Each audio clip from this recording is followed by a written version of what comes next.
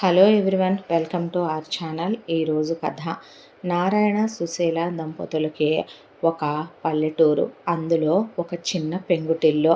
ఉన్నది 10 ఎకరాల పొలం. నారాయణ గారు చాలా మంచి వ్యక్తి. ఆయన వ్యవసాయం చేసుకుంటూ ఉండేవాడు. సుశీల ఇంట్లో బాగా పాడి భారీగా ఉండేది. ఒక 10 ఆవులు 10 గేదెల దాకా పాడి చేసుకుంటూ ఉండేది. ఇక నారాయణ తల్లిదండ్రులు పోతూ పోతూ సుశీలకి పుట్టింటి వాళ్ళు అత్తింటి వాళ్ళు కలిపి చెరో 25 తులాల బంగారం పెట్టి ఆ రోజుల్లో ఘనంగానే పెళ్లి జరిపించారు. ఇక సుశీల నారాయణ ముందు నోరెత్తదు. ఆయన సుశీలకి కాస్త గయ్యాళితనం, గద్దరితనం, దానికి తోడు స్వార్థం ఎక్కువగా ఉన్నాయని పెళ్ళైన వెంటనే గ్రహించిన ఆయన మాత్రం భార్యని చాలా కండిషన్లో ఉంచి భార్యతో కూడా చాలా తక్కువ మాట్లాడుతూ పెళ్లి చేసుకున్నందుకు ఈ జన్మకు వదిలేయలేం కాబట్టి చాలా ఖరాఖండిగా ఉండే మనిషి. వీళ్ళిద్దరికీ 2 పిల్లలు. పెద్ద అబ్బాయి పేరు వాసు, రెండో అబ్బాయి పేరు రమణ. వాసుకి రమణకి వయసులో ఒక 5 సంవత్సరాలు గ్యాప్తో కన్నది సుశీల. అయితే చిన్నప్పటి నుంచే నారాయణ గారు పిల్లలిద్దరినీ వేరువేరుగా చూడొద్దని, అలా చూడటం తప్పని ఆయన చెప్పిన సుశీలకి చిన్న కొడుకు రమణ అంటే విపరీతమైనటువంటి ప్రేమ. వాసుని ఎప్పుడూ కొరచూపే చూసేది. కానీ వాసు చాలా మంచివాడు. ఆయనకు మాత్రం చిన్నప్పటి నుంచే చేదోడు వాదోడుగా ఉంటూ ఆయన చెప్పిన మాట వింటూ చాలా మంచి పిల్లాడు. బ్రహ్మాండంగా చదువుకుంటాడు వాసు. అల్లరి చిల్లరగా తిరిగే రకం కూడా కాదు. చుట్టుపక్కల వాళ్ళంతా చాలా మంచి కొడుకనే తెగ మెచ్చుకునే వాళ్ళు నారాయణనే. కాలచక్ర ప్రవాహంలో రోజులు గడిచిపోతూ ఆయన వాసుకి కాస్త ఒక వయసు వచ్చేసరికి దగ్గరికి తీసుకొని, నాయన నువ్వు డిగ్రీ చదువుకొని పీజీ చదువుకొని గవర్నమెంట్ ఉద్యోగానికి రాసుకో, నువ్వు రేపొద్దున ఏసీ గదుల్లో ఉంటే చూడాలని, కారుల్లో తిరిగితే చూడాలని, ఆఫీసర్ గారనే దండం పెట్టించుకుంటే చూడాలని నా కోరిక అయ్యా అని ఆయన ఇది నా ఆఖరి కోరిక అనుకో నాన్న అని చెప్పి కొడుక్కి చెప్తూ ఉండేవాడు. కానీ వాసు తండ్రి మాటను అశ్రద్ధ చేయకుండా పడి పడి చదివేవాడు. అలా వాసు డిగ్రీ ఫైనల్ ఇయర్లో ఉండగా నారాయణ గారు అనుకోకుండా పడుకున్న మనిషి పడుకున్న పాటనే హార్ట్అటాక్తో చనిపోయాడు. ఆయన చనిపోయిన తర్వాత ఆయన పేరిట ఉన్న 10 ఎకరాల పొలం కానీ, ఇల్లు కానీ, బంగారం కానీ సుశీల హయాంలోకి వచ్చేసాయి. ఆ తర్వాత సుశీల ఆడిందాట పాడింది పాట అయిపోయి పట్టపగ్గాలు లేకుండా పోయాయి. బాసు నేను పీజీకి వెళతానంటే పీజీ లేదు, ఏమీ లేదు, నోరు మూసుకొని వెళ్ళి ఏదో ఒక ప్రైవేట్ ఉద్యోగంలో చేరు, రేపొద్దున నీ పొట్ట పోసుకోవద్దా ఏంటి, నువ్వు ఎక్కడి నుంచి తీసుకొచ్చి మేపుతాననుకుంటున్నావు, వెనకాల తమ్ముడి చదువు ఉంది, తమ్ముడిని ఇంజనీరింగ్ చదివించి పీజీ చేయించాలనేది నా కళ, ఎక్కడి నుంచి తెచ్చిపోస్తామో, ఇంట్లో ఉన్న నన్ను తమ్ముడిని ఎవడు పోషిస్తాడో అనే వాసు గట్టిగా మాట్లాడలేడు. దాంతో అదిలిచ్చి మాట్లాడేసింది సుశీల. తల్లికి చిన్నప్పటి నుంచి తమ్ముడంటే ఇష్టమని తన కంటుగా చూసుద్దని తెలిసినప్పటికీ ఎదురు మాట్లాడలేని తత్వం వాసుదే. దానికి తోడు సుశీల మరొక వైపున కనీసం మాట మాత్రం వాసుని అడగకుండా తన మేనగోడలతో వాసు పెళ్లిని ఖాయం చేశానని చెప్పుకొచ్చింది. కానీ నారాయణకి ఒక్కగానొక్క స్నేహితుడు ఉన్నాడు. ఆయనకి పాపం అధిక సంతానం, 6 పిల్లలు. ఆ 6 పిల్లల్లో కూడా గీత అనే అమ్మాయి ఒక కూతురు. ఆ అమ్మాయి చెప్పాలంటే ఇంటర్మీడియట్ వరకే చదివించుకోగలిగారు వాళ్ళకి తినాగొడవ కోట్ల రూపాయల ఆస్తిపాస్తులంటూ ఏవీ లేవు. వాళ్ళు ఏదో అమ్మాయికి ఒక 5 తులాల బంగారం పెట్టి ఒక 5 లక్షల క్యాష్ ఇచ్చి పెళ్లి చేద్దామని ఎదురు చూస్తుంటే ఎప్పుడో నారాయణ గారు ఒకసారి వాసుని తీసుకెళ్ళినప్పుడు మీ గీతను మా వాసుకి ఇచ్చి చేసుకుంటాం, మా వాసు చదువు అయిపోయి ఉద్యోగం వచ్చాక ఇది నా మాటనే పైపంచెలు మార్చుకొని ఆయనకి చేతిలో చెయ్యేసి ప్రమాణం చేసి వచ్చాడు. నారాయణ చనిపోయినప్పుడు వాళ్ళు వచ్చినా ఆ మాట వాళ్ళు సుశీల దగ్గర ఎత్తకూడదనే దాంతో పాపం వెనక్కి తిరిగి మాటిచ్చిన మనిషే లేడని వెనక్కి వెళ్ళిపోయారు. తండ్రి చాలా మంచివాడు, ఆయన పోయినా ఆయన మాట పోకూడదు. అమ్మ తన మేనగోడల్ని చేసుకోమంటుంది. అస్సలు తను మేనమామ వాళ్ళతో వేగలేడు సరికదా. మేనమామ కూతురు పద్ధతి గల్లది కాదు, గయ్యాళి గంప. దానికి తోడు దాని నోట్లో తన నోరు పెట్టి వేగలేడు. దాంతోనే వాసు గీతను వివాహం చేసుకుంటానని సుశీలకి ఎదురు చెప్పాడు. అంటే ఏంట్రా, మీ మామయ్య కూతుర్ని చేసుకొని అంటున్నావా? నాన్న మాటిచ్చాడు అంటున్నానమ్మా. ఆయనకి నాన్న పోయాడు కదరా, నాన్న పోయినప్పుడే మాట కూడా పోద్దిగా, పోదమ్మా, ఎందుకు పోద్ది? మనుషులు పోతే మాటలు పోతూ పోతే చివరాఖరికి ఏమీ మిగలవేమో కదో. నాకు నా తండ్రి మాటే ఆస్తే. నేను నా తండ్రి చెప్పినట్టే వినాలనుకుంటున్నాను. నేను గీతనే చేసుకుంటాను. నీ మేనగోడల్ని చేసుకోవటం నాకు ఇష్టం లేదని ఆ అమ్మాయిని పెళ్లి చేసుకొని తీసుకొచ్చాడు. ఒక కుట్టు మిషన్తో, ఒక 5 తులాల బంగారంతో, పుట్టింటి వాళ్ళు ఇచ్చిన ఒక 5 లక్షల రూపాయల డబ్బులతో సింపుల్గా పెళ్లి చేసుకొని గీత అత్తారింటికి వచ్చింది. వాసు ఉద్యోగానికి అప్ అండ్ డౌన్ వెళ్ళొస్తూ ఉండేవాడు. ఇక ఇలా ఆ అమ్మాయిని తీసుకొచ్చాడో లేదో, వాసుని ఉద్యోగానికి వెళ్ళనిచ్చి ఆ అమ్మాయి చేత ఇంటి పని, వంట పని, గేదెల పని, కొట్టటం, తిట్టటం, ఆ అమ్మాయి శరీరం మీద ఒక్కరోజు కూడా వాతలు ఉన్న రోజే తప్ప వాతలు లేని రోజు ఉండేది కాదు. తన పక్కన పడుకోబెట్టుకోవటం, కొడుకుని కోడల్ని కాపురం చేసుకొనివ్వకపోవటం, ఆ అమ్మాయికి ఎక్కడ పిల్లలు పుట్టేస్తారో, కొడుకు కోడలు ఎక్కడ కక్కుర్తి పడతారో తనను చూడకుండా అన్నట్టు అసభ్యంగా ప్రవర్తిస్తూ ఆ అమ్మాయికి తీసుకెళ్ళి కాపర్ టీలు వేయించుకురావటం, ఆ అమ్మాయి జుట్టు పొడవుంటే నూనె ఖర్చు, కుంకుడుగాయల ఖర్చు అని జుట్టు సగానికి కట్ చేసి వెంట్రుకలు వాళ్ళకి అమ్మేసేయటం, ఆ అమ్మాయిని దారుణంగా పడేసి కొట్టడం, నలుగురు ముందు బూతులు తిట్టడం, చులకన చేయటం, చిత్రహింసలు పెట్టడం, ఇలా ఒక 3 నెలలు చూసిన వాసు ఇక తట్టుకోలేకపోయాడు. అమ్మా, నువ్వు మనిషివా పశువా? మనిషి జన్మెత్తావా పశువు జన్మెత్తావా? తను ఒక ఆడపిల్లేనమ్మా, నువ్వు ఒక ఇంటి కూతురువే, ఈరోజు ఒక ఇంటికి కోడలివే, రేపు అత్తగాడివి కాబోతున్నావు. దేవుడు ప్రతి ఒక్కటి లెక్కలు చూస్తాడంట. ఏం తప్పు చేసిందనమ్మా నాన్నంత దారుణంగా చాకిరీ చేయిస్తున్నావు? పైగా కొడుతున్నావు, తిడుతున్నావు, కాళ్ళతో తంతున్నావు. భర్త మీద చెయ్యనివ్వకుండా ఇప్పటి వరకు మాకు తొలి రాత్రి జరగనివ్వలేదు నువ్వు. దానికి తోడు దాన్ని నన్ను వేరు చేసింది చాలదన్నట్టు దానికి ముందే కాపర్ టీలు వేయించుకొచ్చావు. పిల్లల్ని కనాలన్నది మా పర్సనల్ విషయం కాదు. మనిషివా పశువా నువ్వు? ఎందుకు ఇలా ప్రవర్తిస్తున్నావమ్మా అనే పాటికి ఏంట్రా ఎక్కువ మాట్లాడుతున్నావు అనే వాసుని ఒక్కటేసింది సుశీల. దాంతో నా సగం నాకు పంచిచ్చేయమ్మా, నేను నా భార్యను తీసుకొని వెళ్ళిపోతాను.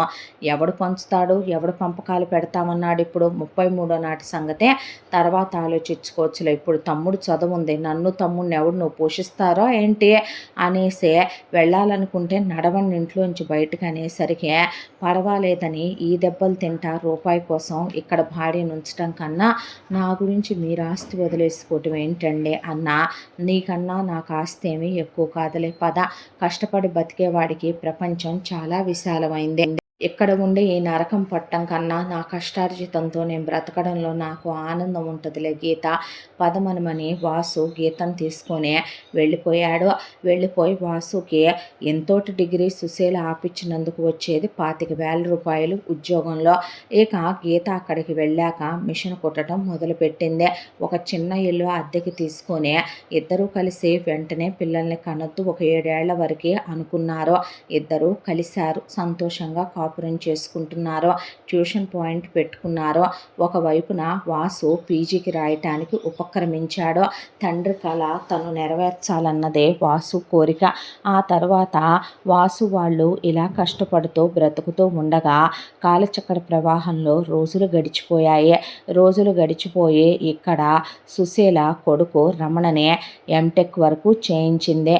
బీటెక్ అయిపోయి ఎంటెక్ అయిపోయి కొడుకు ఇంజనీర్ అయ్యి వచ్చాడు.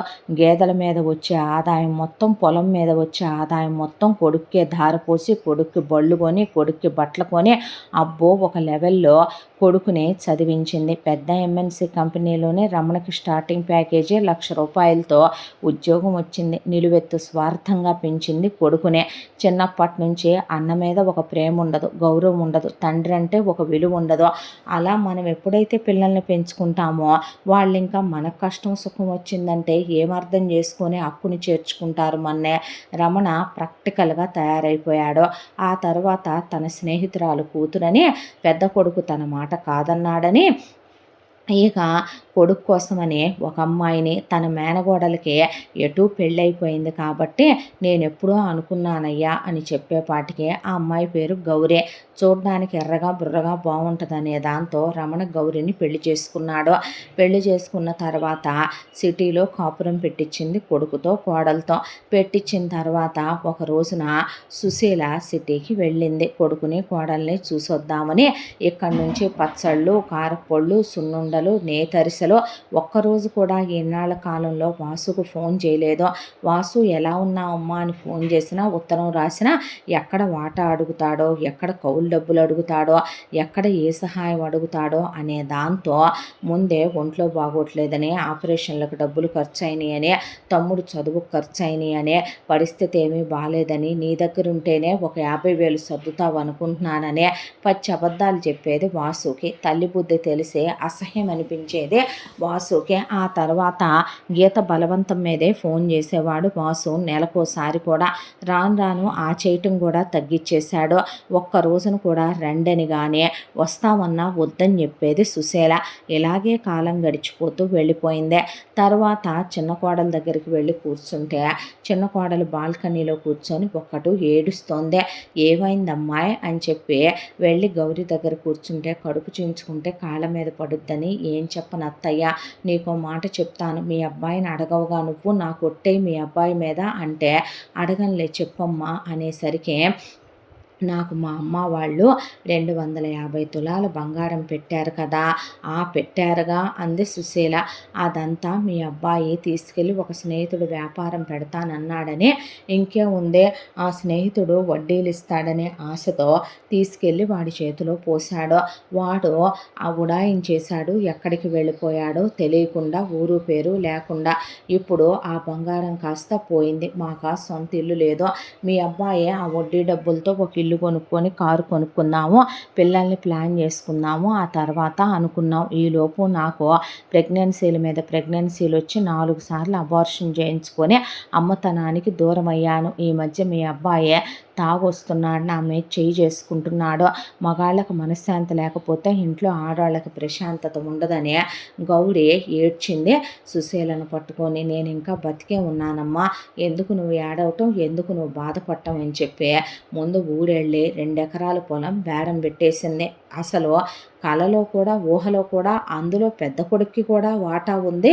నేను న్యాయపరంగా పంచాలనుకోవాలి. ఏ తల్లి అయినా కూడా మాట వరుసకైనా గుర్తు రాలేదు. నేను పోతే చేయాల్సింది నాకు చిన్న కొడుకు, పెద్దోడితో నాకేంటి పని, పెద్దోడు ముగిచ్చేశాడుగా ఆయన పని అనుకొని ఆ తర్వాత ₹1,00,00,000 వచ్చాయి 2 ఎకరాల పొలం అమ్మితే.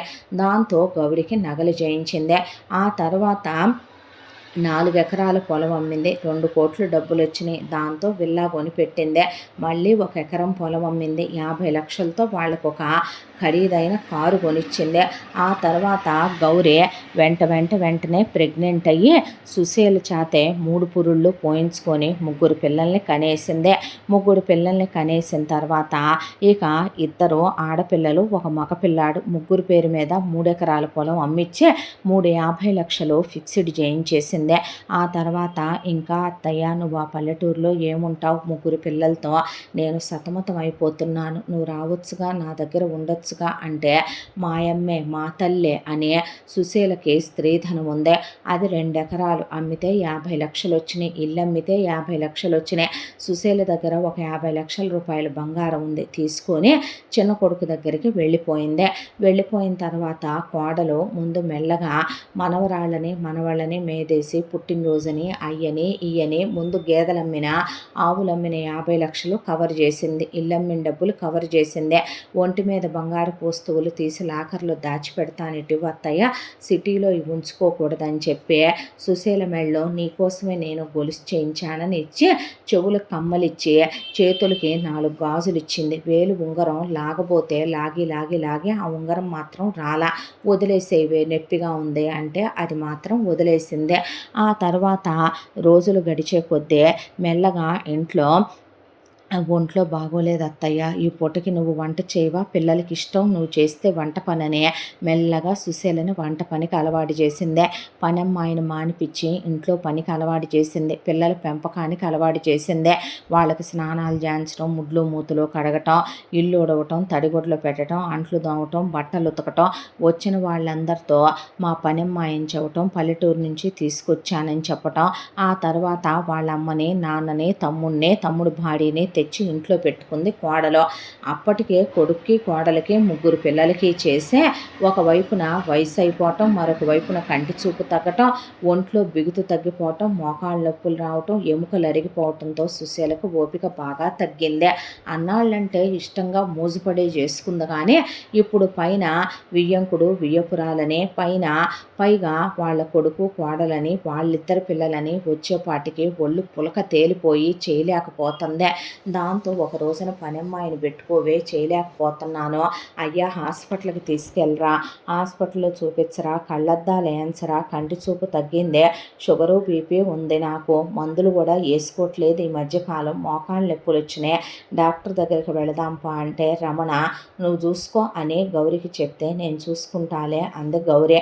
ఆ తర్వాత గవర్నమెంట్ హాస్పిటల్ నుంచి అయ్యో మందులు తెప్పించి పెయిన్ కిల్లర్లు తెప్పించి సుశీలని మింగమంటే అవి మింగి అడ్డమైన మందులు లేవలేక మంచానికే పరిమితం అయిపోతూ సుశీలకు మంటలో జ్వరం వచ్చింది. చూసిన దిక్కు లేదు. దాంతో ఇంట్లో పని చేయట్లేదని, పైగా ఎవడు చేస్తాడని అందరూ కలిసి సుశీలని త్వరగా లేవమని నానా మాటలు అన్నారు. ఆ తర్వాత లేచి మెల్లగా చేస్తూ ఒకరోజు కళ్ళు తిరిగి పడిపోయిందే. పడిపోతే ఇహ దీని వల్ల కాదు, దీన్ని ఇంట్లో ఉంచిన వ్యర్థం అనే దాంతో ఇక అత్త మీద కావాలని గౌరీ మొగుడి మనసులో విరిచేయాలి, వాళ్ళ అమ్మ మీద పూర్తిగానే తనదొక డైమండ్ నెక్లెస్ ఎత్తుకెళ్ళి సుశీల పెట్లో పడేసిందే. మీ అమ్మ ఇక ఇల్లంతా వెతుకుతున్నట్టు వెతుకుతూ మీ అమ్మ నా డైమండ్ నెక్లెస్ కాజేసింది, ఎవరికి దోచిపెట్టాలనో, మరి ఏ విటుడున్నాడో మీ అమ్మకు, మరి ఎవరికి పిల్లల్ని కందో, నిన్నైనా మీ నాన్నకే కందా అనేపాటికి రమణ అసలు ఎందుకు చేసావు ఇలాగని తల్లిని కూడా చూసుకోకుండా సుశీల మీద చేయి చేసుకున్నాడు. సుశీల నుంచున్న మనిషి కుప్పకూలిపోయిందే. మొదటి నుంచే పెద్ద కొడుక్కి తను సరిగ్గా పాలిచ్చిందే లేదు, లాలిచ్చిందే లేదు, పెంచిందే లేదు, అత్తామామలే పెంచారు. అలాంటిది చిన్న కొడుకుని గుండెల మీద వేసుకొని పెంచిందే. ఇవాళ అదే చిన్న కొడుకు చేత్తో తను దెబ్బ తినాల్సి వచ్చిందే. ఇంత దొంగతనం నింద మోయాల్సి వచ్చింది అనే దాంతో నేను చేయలేదని ఎదురు తిరిగింది, పోట్లాడిందే. రమణ అసహించుకొని ఆ తర్వాత అమ్మని నా క్యాంప్ ఉందని వెళ్ళిపోయాడు. వెళ్ళిపోయిన తర్వాత సుశీలని గౌరీ వాళ్ళ అమ్మ నాన్న తమ్ముడు పెళ్ళాం కలిసి బయటికి గెంటేశారు.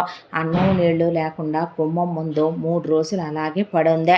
రమణ వస్తే కాళ్ళు పట్టుకుంది, తప్పు చేయలేదందే, నిజం చెప్తున్నానంది, దేవుడి మీద ప్రమాణం అంది. కొడుకు నమ్మలేదు, కాలు విదిల్చి లోపలికి వెళ్ళిపోయాడు.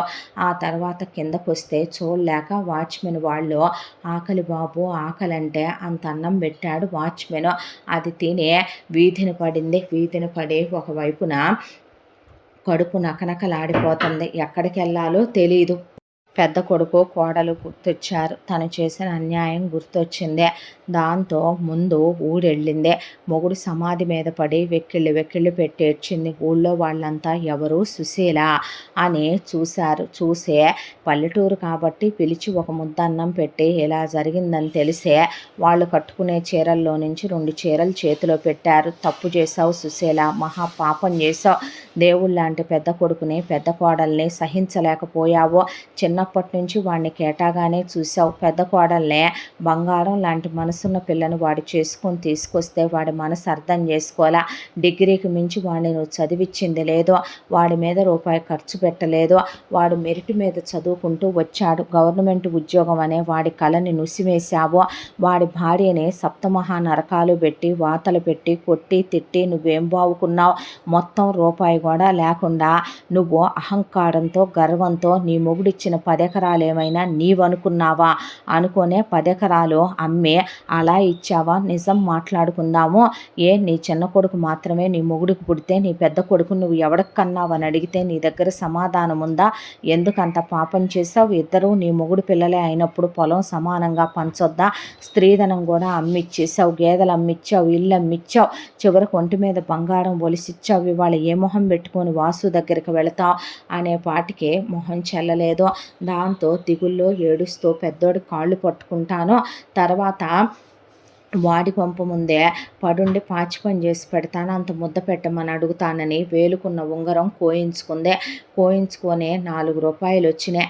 అవి పెట్టి పెద్ద కొడుకుని వెతుక్కుంటూ వెళ్ళింది. అంతకుముందు ఉద్యోగం చేసే దగ్గరికి వెళితే వాసుగారు ఇక్కడ పని చేయట్లేదండి, వాసుగారికి గవర్నమెంట్ జాబ్ వచ్చింది కదా, వేరే చోటకు వెళ్ళిపోయారంటే అక్కడి నుంచి వేరే ఊరు 5-6 ఊళ్ళు మారి వెళ్ళిన తర్వాత ఒక దగ్గర కనుక్కుంటే వాసు సార్ ఇక్కడ ఉంటారండి అని చెప్పి వెళ్ళేపాటికి పెద్ద కొడుకేమీ అష్టైశ్వర్యాలు వెళ్ళబోయటం లేదు. ఒక రకంగా చెప్పాలంటే చిన్న ఇల్లు, బయట కోడలు మిషన్ గుట్టుకుంటుంది, 2 పిల్లలు ఆడుకుంటున్నారు, లోపల వాసు పిల్లలకి ట్యూషన్ చెప్పుకుంటున్నాడు. వెళ్ళి గుమ్మం ముందు నుంచునే పాటకు అత్తయ్య అని ఆప్యాయంగా గీత పరిగెత్తుకొచ్చే ఎలా ఉన్నావు అత్తయ్య, ఏంటి ఇలాగైపోయావు అని, రా అత్తయ్య లోపలికి, నానమ్మర్రా అని పిల్లలకి చెప్తే పిల్లలు వచ్చి చేతులు పట్టుకున్నారు. నానమ్మ అని పాప బాబు పట్టుకున్న తర్వాత వాసు లేచొచ్చాడు. ఏంటమ్మా అలా అయిపోయావో అని అడిగేపాటికి పెద్ద కొడుకు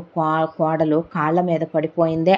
మహా పాపం చేశానయ్యా, తప్పు చేశాను, పాపిష్టి దాన్ని, దుర్మార్గురాల్ని, నీతి మాలిన దాన్ని, నీతి జాతి లేని దాన్నే, దేవుళ్ళ లాంటి మొగుడికి పెళ్ళాన్నయ్యే గౌరవం నిలబెట్టుకోలేకపోయాను, దేవతల్లాంటి అత్తామామల కోడల్ని విలువ నిలబెట్టుకోలేకపోయాను, చిన్నోడే సర్వస్వం అనుకున్నాను, మొత్తం వాడికి దోచిపెట్టాను, చివరికి ఇలా దొంగతనం వేసి వాడు చేయి చేసుకున్నాడు, వాడి పెళ్ళాం అత్తామామలు బావమరిది పెళ్ళాం కొట్టి గెంటేశారు పెద్దోడా, ఇలా వెళ్ళి నాన్న సమాధి దగ్గర పడి ఏడిసి వస్తున్నానయ్యా, నన్ను క్షమించబాకయ్యా, నీ ఇంట్లో పని మనిషిలా పని చేసి పెడతాను, అంత ముద్ద పెట్టరా అనేపాటికి ఎందుకమ్మా అలా మాట్లాడతావో, చిన్నప్పటి నుంచి నువ్వంటే నాకు చాలా ఇష్టం, ఎప్పుడూ నువ్వు నన్ను కన్న కొడుకుగా చూడలేదు, ఏదో సవితి కొడుకునైనట్టే చూస్తూ పెంచావో, తల్లి ప్రేమలో ఎందుకమ్మా కేట, పిల్లలు ఎంతమంది పుట్టినా తల్లి సమానంగానే కదమ్మా భర్తతో సంగమించే తను గర్భవతి అవుద్దే,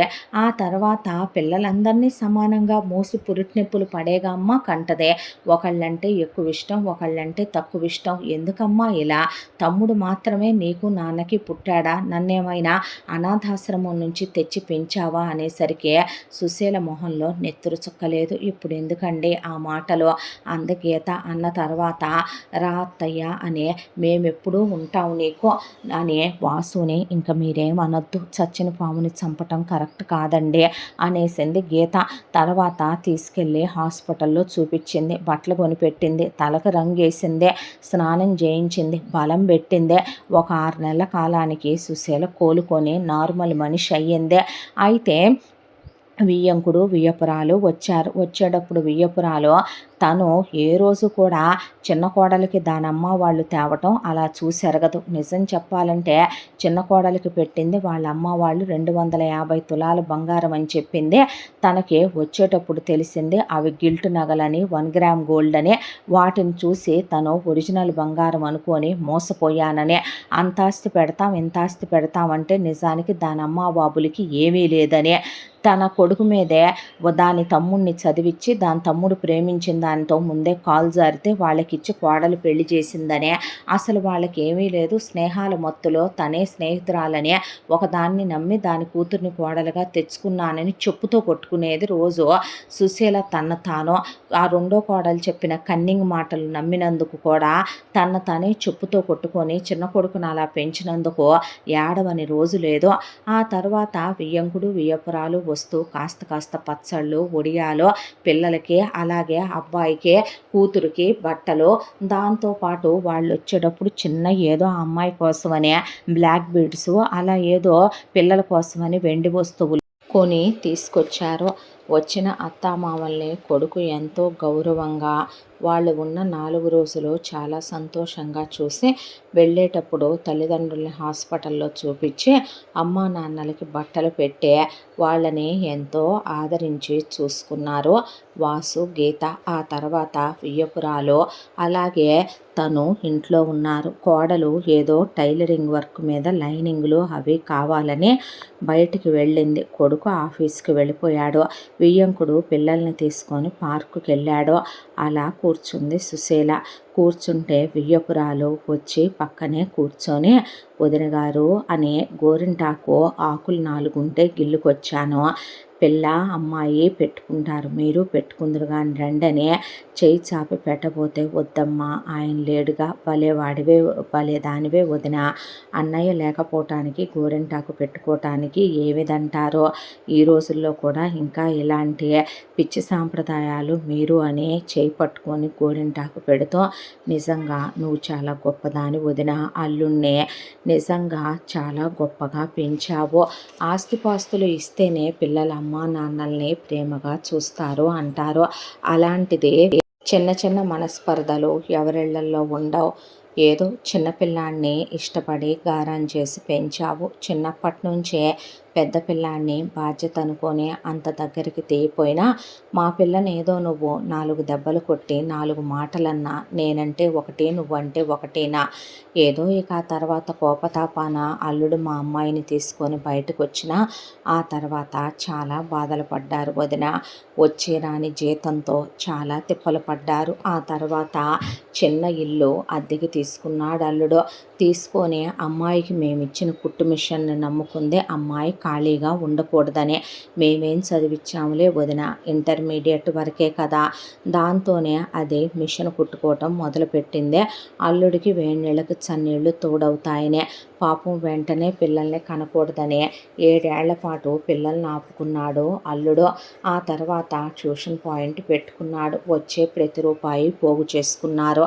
ఇలా సిటీ అవుట్కట్స్లో ఒక ల్యాండ్ కొనుక్కొని ఇదిగో ఇలా 2 అంతస్తుల ఇల్లు కట్టుకున్నారు. పై పోర్షన్లో వాళ్ళుంటూ కింద 2 పోర్షన్లుగా వేయించి అద్దెలకు ఇచ్చుకున్నారు. ఆ తర్వాత అమ్మాయి గర్భవతి అయ్యింది.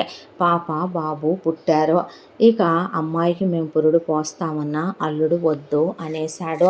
ఆ తర్వాత అల్లుడిని గవర్నమెంట్ ఉద్యోగస్తుడుగా చూడాలని వియ్యంకుడు కోరుకున్నాడని ఆ అంతకాలంలో అల్లుడు పీజీ చేయటం మొదలుపెట్టి పీజీ కంప్లీట్ చేసుకొని పాపం గవర్నమెంట్ ఉద్యోగానికి రాసుకున్నాడు. ఒకవైపున ఉద్యోగం చేస్తూ 2 అటెంప్ట్లు పోయినాయి. 3వ అటెంప్ట్లో ఉద్యోగం తగిలిందే. అల్లుడు లంచాలు తీసుకునే తప్పుడు వ్యక్తిత్వం గలవాడు కాదు. కాకపోతే లైఫ్ సెక్యూరిటీ ఉద్యోగం ఉండాలనే దాంతో అల్లుడికి ఆ గవర్నమెంట్ ఉద్యోగం వచ్చింది చిన్నపాటి ఉద్యోగమే అయినా కష్టపడతాడు కాబట్టి ప్రమోషన్లు వచ్చినాయి. కాస్త ఇప్పుడు పర్వాలేదు, జీతం ఒక 70-80 వేల రూపాయల దాకా వస్తుంది. ఏదో చిన్నదో పెద్దదో సొంత ఇల్లు అంటూ ఒకటి కట్టుకున్నారు. రూపాయి పోగు చేసుకొని వాళ్ళు అంతకుముందు బండి, ఇప్పుడు చిన్న కారు ఒకటి కొనుక్కున్నారు. పిల్లలిద్దరికీ వాళ్ళు స్కూల్కి వెళ్ళే వయసులోపు రూపాయి దాచిపెట్టే పొదుపుగా వాడుకొని ఆ ట్యూషన్ పాయింట్ తీసేయకుండా దాని మీద వచ్చే రూపాయి అమ్మాయి టైలరింగ్ చేసే డబ్బులతో వాళ్ళు పిల్లలిద్దరికీ కొంత డబ్బు మ్యూచువల్స్లో వాళ్ళ చదువులకని భవిష్యత్తుకని పోగు చేశారు. అమ్మాయికి మేము ఇచ్చిన 5 లక్షల రూపాయలు అప్పుడు దాకా అల్లుడు మ్యూచువల్స్లో ఉంచాడు. అవి బాగా పెరిగిన తర్వాత అవి పెట్టి పిల్లలిద్దరికీ 2 ల్యాండ్లు కొన్నాడు. మేము అమ్మాయికి 5 తులాల బంగారమే చేయించింది. రూపాయి స్కీములు కట్టి కష్టపడే పిల్లాడికి ఇద్దరికి సమానంగా అమ్మాయే చెరొక అలా 150 గ్రాములు బిస్కెట్ రూపంలో కొని వాళ్ళకి బ్యాంకుల్లో పెట్టి ఉంచారు. రేపొద్దున వాళ్ళ రిటైర్మెంట్ కోసమని ఇక్కడి నుంచి రూపాయి దాచుకుంటున్నారు. ఈ 2 పోర్షన్ల మీద వచ్చే అద్దెతో పిల్లల్ని మంచి స్కూళ్ళల్లోనే వేసి చదివించుకుంటున్నారు. నిజమేలే వదిన, మీ స్థాయికి మీ స్తోమతకి మీ హోదాకి నారాయణన్న ఏదో ఈయనకు మాటిచ్చాడనే మాలాంటి పేదింటి పిల్లని నువ్వు కోడలుగా చేసుకోవాలి అని ఎలా అనుకుంటావు? మీ స్తోమత ఎక్కడా, మా స్తోమత ఎక్కడా అనేపాటికే సుశీల మనసు చెలించిపోయింది. వియ్యపురాలు చేతులు పట్టుకొని అప్పుడే వచ్చిన వియ్యంకుడి చేతులు పట్టుకొని క్షమించమని అడిగిందే. మీరు నిజం చెప్పాలంటే ఉన్నతమైన వ్యక్తిత్వం కలిగిన వ్యక్తులు. మీరిచ్చిన 5 లక్షలు, మీరు పెట్టిన 5 తులాల బంగారమైన నిజం చెప్పి నిజంగా పెట్టారు. చిన్నోడి పెళ్ళానికి 250 తులాలని గిల్టు నగలు పెట్టి ఆస్తులు పెడతామని అర్ధనా పైసా పెట్టకుండా వాడత్త మామ బావమరిది వాడి పెళ్ళాము పిల్లలు వచ్చి వాడి ఇంటి మీద పడి తింటున్నారో, నాకు ఏ విలువ లేదు, ఉన్నదంతా దోచుకు తిన్నారు. కొడుకు చేతిలో తన్నులు తినొచ్చాను. చివరికి ఈరోజు ఇక్కడికి వచ్చిన చిన్నోడి జీతం ఇప్పుడు 2 లక్షల పైమాటే. వాసుకు వచ్చేదంతా ఇంత కష్టపడ్డా 70-80 వేలు. ఇవాళకి నా పెద్ద కొడుకు కష్టపడుతున్నాడు, నా కోడలు కష్టపడుతుంది. వాడికి వాడి తండ్రి హక్కు ద్వారా రావలసిన రూపాయి దక్కకుండా చేసిన పాపిష్టి దాన్నమ్మా నేను. నాలాంటిది పోతే పుట్టదో, మహా పాపం చేశాను నేను. మంచి మనసున్న పెద్ద కొడుకుని కోడల్ని అర్థం చేసుకోలేక చివరికి వాడెక్కడున్నాడు ఎలా ఉన్నాడని కూడా పట్టించుకోలేదు. మొత్తం చిన్నోడికి దోచిపెట్టొచ్చే పెద్దోడికి భారంగా మిగిలిపోయాను. ఇంకా వాడి భార్య కాబట్టి నన్ను చూస్తున్నారు, ఇంకొకళ్ళైతే ఇంట్లో నుంచి గెంటేయరు అనేసిందే. అన్న తర్వాత అన్నయ్య నాకు చిన్న సాయం చేసి పెడతావా అని అడిగింది సుశీల. ఏంటమ్మా అని అడిగితే, నాకు మా అమ్మ నాన్న స్త్రీధనంగా పెట్టిన దాంట్లో పొలం అమ్మాను, కానీ ఒక ల్యాండ్ ఉందన్నయ్య, అది అమ్మితే ఒక 2 లక్షలు వస్తాయి, కోట్ల రూపాయలేమీ రావు. అమ్మ డబ్బులు తెచ్చి పెడతావా అన్నయ్య అని అడిగితే, అలాగేనమ్మా అని ఆయన అమ్మిచ్చి సుశీలతో రిజిస్ట్రేషన్ చేయించి ఆ స్థలం 2 లక్షల రూపాయలు వస్తే దాంతో కొంత వంట సామాను సరుకులు కొనుక్కొచ్చుకొని సుశీలకు వంట చేయటం బాగా వచ్చు కాబట్టి కొడుకు కోడలికి తన వంతు సాయంగా ఇకనైనా తన జన్మకు సార్థకత ఉండాలి. ఒంట్లో ఓపిక ఉంది. ఇవాళ కొడుకు కోడలు అనారోగ్యాలన్నీ నయం చేయించారనే దాంతో పచ్చళ్ళు కారపొళ్ళు అమ్ముతూ పిండి వంటలు అమ్ముతూ చిన్న క్యాటరింగ్ బిజినెస్ స్టార్ట్ చేసింది సుశీల. ఆ తర్వాత ఒక 5 సంవత్సరాల కాలం అలా గడిచిపోయే ఆ క్యాటరింగ్ బిజినెస్ బాగా సాగటం మొదలైంది. ₹1 కూడా కొడుకు కోళ్ళు అడగలేదు, ఇవ్వబోయినా తీసుకోలేదు. కోడలు ఆవిడ పేరు మీదే అకౌంట్ ఓపెన్ చేసి అందులో వేసిందే. ఇలా 5 ఏళ్ల కాలానికి సుశీల చేతి కింద ఒక 20 మంది పనిచేస్తూ వ్యాపారం బాగా ఊపందుకొని సుశీల బాగా డబ్బులు సంపాదించింది. అయితే ఆ డబ్బులో ₹1,00,00,000 పైమాటే ఉన్నాయి. కాస్త బంగారం కూడా స్కీములు కట్టి ఒక 100 తులాల దాకా పోగు చేసింది. ఒక రోజున అనుకోకుండా వెతుక్కుంటూ రమణ వచ్చాడు సుశీల దగ్గరికి. తన భార్యకి పెద్ద యాక్సిడెంట్ అయిందని, మంచంలో పడిపోయిందని, భార్యకి ఎవరు చూసేవాళ్ళు చేసేవాళ్ళు లేరని, బావుమరిది పెళ్ళాం అత్త మామలో మాకేంటి సంబంధం అని అందినంత వరకు దోచుకొని వెళ్ళిపోయారని, ఆ తర్వాత పిల్లలతో సహా తను భార్యను చూసుకోలేక నానా తిప్పలు పడుతున్నానని, దానికి తోడు తనకి ఉన్న పెద్ద ఉద్యోగం కంపెనీలో నుంచి పోయిందని, ఇప్పుడు ఒక ₹50,000 ఉద్యోగం చేసుకుంటున్నానని, భార్య అనారోగ్యం కోసం నయం చేయించడానికని ఇల్లు వాకిళ్ళు మొత్తం అమ్మేశానని, చిన్న 2 BHK ఫ్లాట్లోకి తను మాడిపోవలసి వచ్చిందని, నువ్వు వస్తే నాకు కాస్త చేసాయంగా ఉంటుందని, సుశీల దగ్గర 4 డబ్బులు ఉన్నాయంటగా, అమ్మ అవి తీసుకొని వచ్చే నేను చూసుకుంటాను. అయినా ఇదేంటమ్మా కొత్తగా, నీకు మొదటి నుంచి నేనంటేనేగా ఇష్టం, రేపొద్దునైనా సరే వీళ్ళు డబ్బులు తీసుకొని నిన్ను గెంటేస్తారు చూస్తారా అంటే, నువ్వు చెప్పిన అంతా విన్నప్పుడు కూడా నాకు ఏమీ అనిపించలేదురా.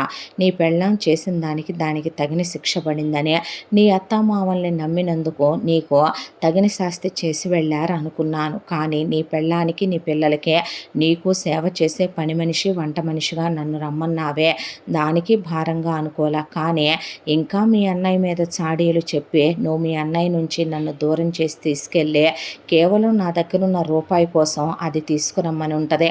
అందుకే నన్ను తీసుకెళ్ళటానికి వచ్చావు చూసావా, నిన్ను చెప్పుతో కొట్టినా కూడా తప్పు లేదని కొడుకు చెంపలు వాయించే, నేను పోయిన రోజు తలకొడి పెట్టడానికి కూడా నువ్వు రావద్దు అనే కొడుకునే, అసలు నా దగ్గర డబ్బులు లేవు, ఎవరు చెప్పారు నా దగ్గర డబ్బులు ఉన్నాయని, అవి నా కష్టార్జితంతో నేను సంపాదించుకున్న డబ్బులు, ఎవరి పిత్రార్జితాలు కాదు, నా స్వార్జితాలు. నేను వాసుకి ₹1 ఇవ్వలేదు. ఆ ₹1,00,00,000 డబ్బులు వాసు పిల్లలిద్దరి పేరు మీద నేను ఎప్పుడో ఫిక్స్డ్లో పడేశాను. నేను చేయించిన బంగారం ఎప్పుడో వాసు పిల్లల పేరు మీద పడేశాను.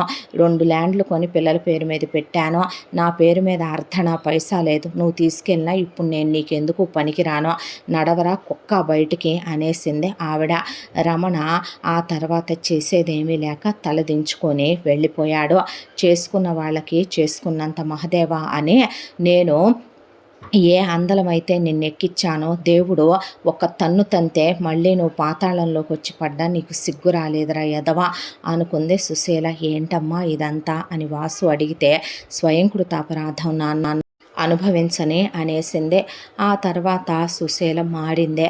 తన పనేదో తను చూసుకుంటూ, తన అనారోగ్యం రోగం వచ్చి మంచంలో పడితే రూ. 4 దాసుకోవాలని దాసుకుంటూ, దైవధ్యానం చేసుకుంటూ, మనవడిని మనవరాల్ని చూసుకుంటూ, కొడుకు కోడలికి సాయంగా ఉంటూ, తప్పుడు బుద్ధులు మానేసి తనేంటో తన పనేంటో చూసుకుంటూ అనవసరమైన విషయాల్లో కలగజేసుకోవట్లా. చేసుకున్నందుకు రమణ తన పెళ్ళాన్ని పిల్లల్ని తనే చూసుకోవాలి కాబట్టి వాళ్ళ బ్రతుకులు అలా సాగిపోతూ వాసు గీత పిల్లలతో సంతోషంగా ఉన్నారు. ఇంతటితో ఈ కథ పూర్తి. మళ్ళీ మరో మంచి కథతో కలుసుకుందాం. ఇంత మంచి కథను మనకు అందించిన కథా రచయిత్రి సాయి లలిత గారు. తప్పకుండా మన ఛానల్ని లైక్ చేయండి, షేర్ చేయండి, సబ్స్క్రైబ్ చేయండి, బెల్ ఐకాన్ క్లిక్ చేసి ఆల్ అనే బటన్ని ప్రెస్ చేయడం మర్చిపోకండి. మరో మంచి కథతో తప్పకుండా మీ ముందుకు వస్తాను. Thank you so much.